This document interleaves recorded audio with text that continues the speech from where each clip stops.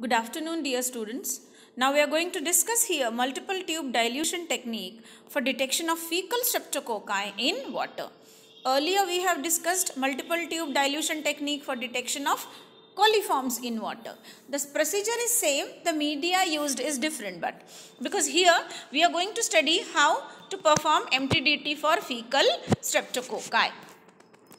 Now, fecal streptococci or Streptococcus faecalis is also called nowadays as Enterococcus faecalis. The number of fecal streptococci can be estimated by multiple tube dilution technique, similar to that which is used for coli aerogens. Okay, similar to the one that is used for coliforms. Coli aerogens because they are gas producing organisms. Now streptococci is not a gas producing organisms, and while we are detecting the presence of fecal streptococci in water by MTDT, we need not put a Durham's tube into the broth tube. Okay. Now again here also the multiple tube dilution technique for detection of fecal streptococci is divided basically into presumptive test and confirmed test. We need not complete the test. So in case of presumptive test, we have to prepare again 3 sets of 15 test tubes which contain azide dextrose broth. Okay, which medium we take here? Azide dextrose broth, which contains sugar, glucose or dextrose, and sodium azide.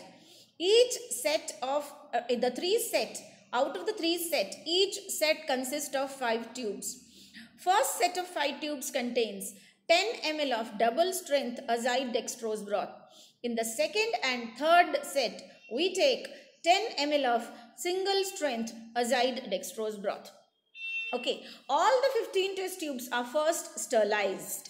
After sterilization, the medium, that is azide dextrose broth, is inoculated with 10 ml of water sample in each of the 5 tubes of first set containing double strength broth. In the second set, which contains single strength broth, we add 1 ml water sample in each tube, and in the third set of 5 tubes we add 0.1 ml of water sample in each tube. Okay, and we have to incubate the tubes at around 35 or 37 degrees Celsius for 24 hours. Okay, after 24 hours, we check for the presence of turbidity in the medium. Okay, white colored turbidity in the medium. Right, if there is white colored turbidity in the medium in any of the 15 tubes, we say that fecal streptococci may be present and we have to confirm the test.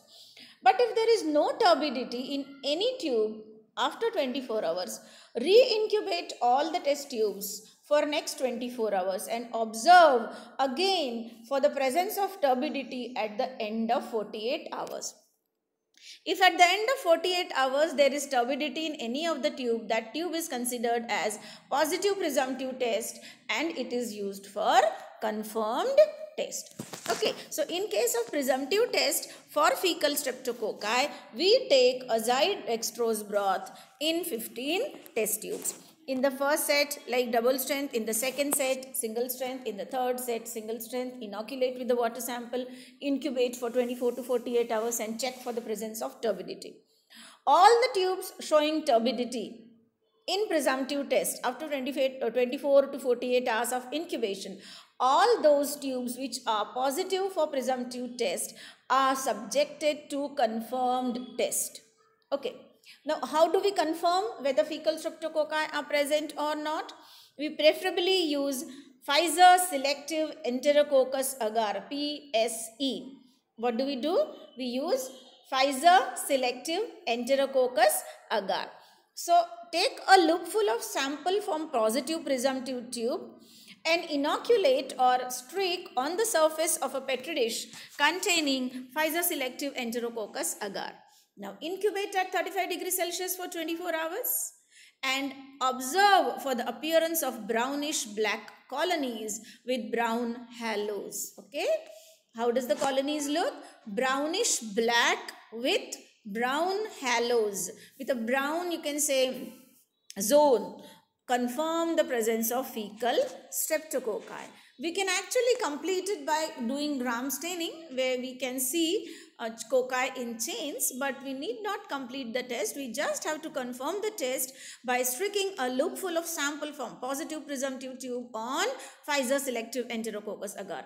If you get brown colored colonies, that means fecal streptococci are present in the water sample. So brownish black colonies with brown halos indicate the presence of fecal streptococci, right? So that is all about MTDT, that is multiple tube dilution technique for detection of fecal streptococci.